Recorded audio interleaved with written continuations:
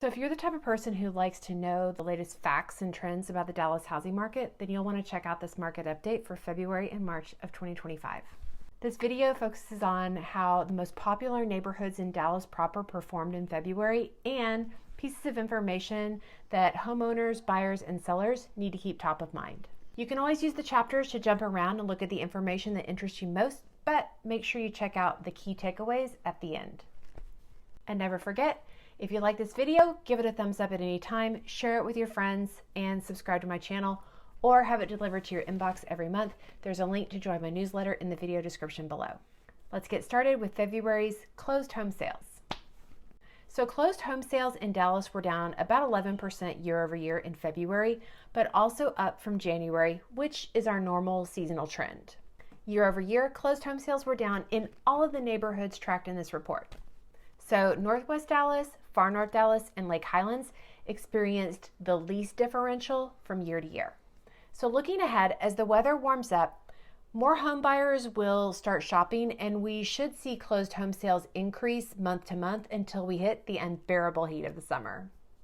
Okay, so what about supply? Because there are a lot of experts on this platform who keep warning about there being so much supply on the market. So in February, there was 3.7 months of supply of homes for sale in the city of Dallas.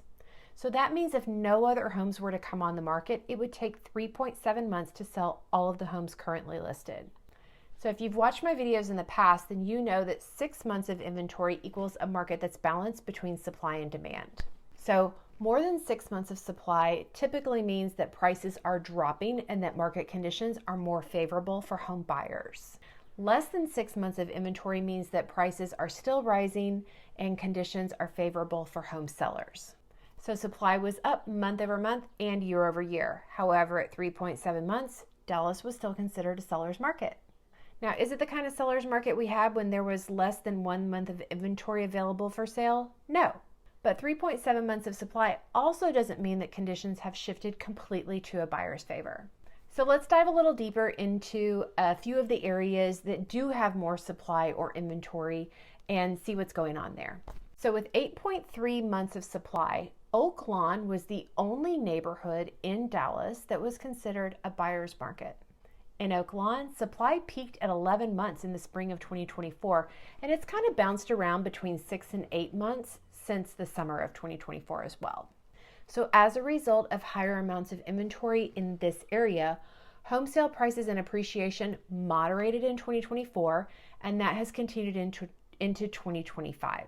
Oak Cliff is the second area where I'd want to drill a little bit deeper into supply, and that's because it had the second highest supply of homes for sale in February in Dallas.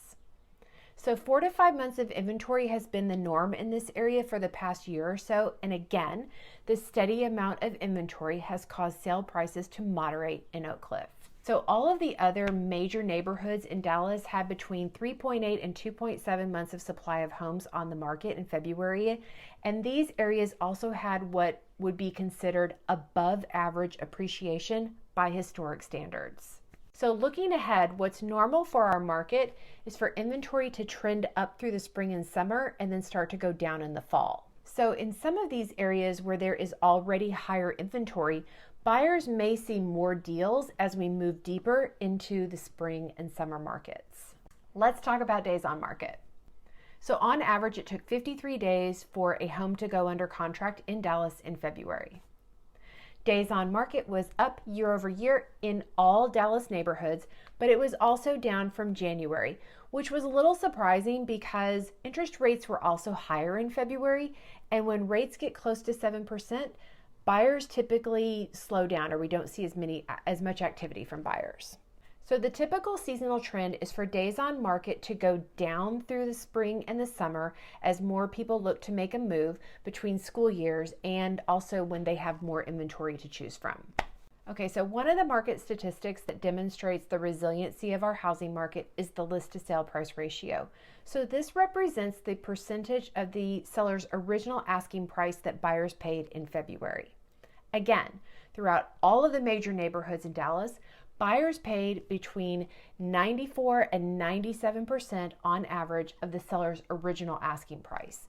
So that range is still quite strong. And if we were going to start to see a significant adjustment or correction in sale prices, it would first show up in the list to sale price ratio. So that brings us to actual sale prices. Honestly, if you're a homeowner, you're going to have mixed feelings about this portion of the program. You will probably love that your investment has continued to appreciate, and that's all great until you have to pay your property taxes. If you're a home buyer trying to get into the market, then this section of the update might frustrate you a little, but again, stick with me because knowing really is half the battle.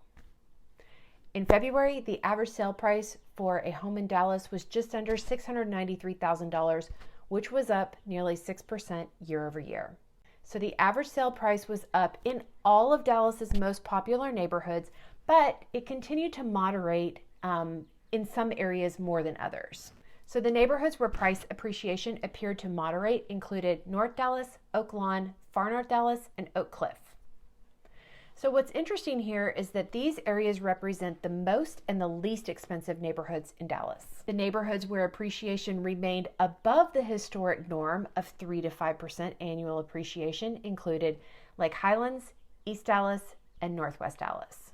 So these areas were pretty much in the middle of the most and the least expensive neighborhoods as of February 2025, which leads me to believe that there are more buyers looking in the areas where we have these middle prices. Okay, so what does all this mean for homeowners, buyers, and sellers in Dallas as we move deeper into spring market? It really boils down to one key takeaway. The average sale price for a home in Dallas continued to increase, albeit at a more moderate rate, despite there being fewer closed sales, more inventory of homes available for sale, and it taking longer for homes to sell in February. That's kind of the synopsis.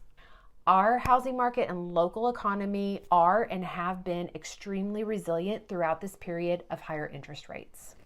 Now, I know that there are people out there who are wondering about the effects of tariffs, the stock market sell-off, federal layoffs, and potential layoffs in the private sector, the future of the economy in general, and how all of this will impact the Dallas housing market. And here's my take on it based on nearly 30 years of experience in the local real estate market. There will be people who will be bullish on the market and who continue to purchase property, and there will be those who will choose to stay where they are or not make a move until they feel more certain about their personal situation. Neither path is right or wrong because buying and selling your home is completely personal. Either way, the statistic to keep an eye on is inventory or months of supply, because what's already evident is that when supply goes up, prices start to moderate and then they start to go down. And when supply remains low, prices continue to go up. So at the end of the day, every Dallas neighborhood has its own story. So please lean into the information that pertains to your neighborhood so that you can make informed decisions for yourself and your family. That's all I have for you today. Thank you again for watching. And if you like this content, please give it a thumbs up or subscribe to my channel, or have a monthly market update delivered to your inbox by subscribing to my newsletter. There is a link for that in the video description below. Have a great day, and I will see you in my next video.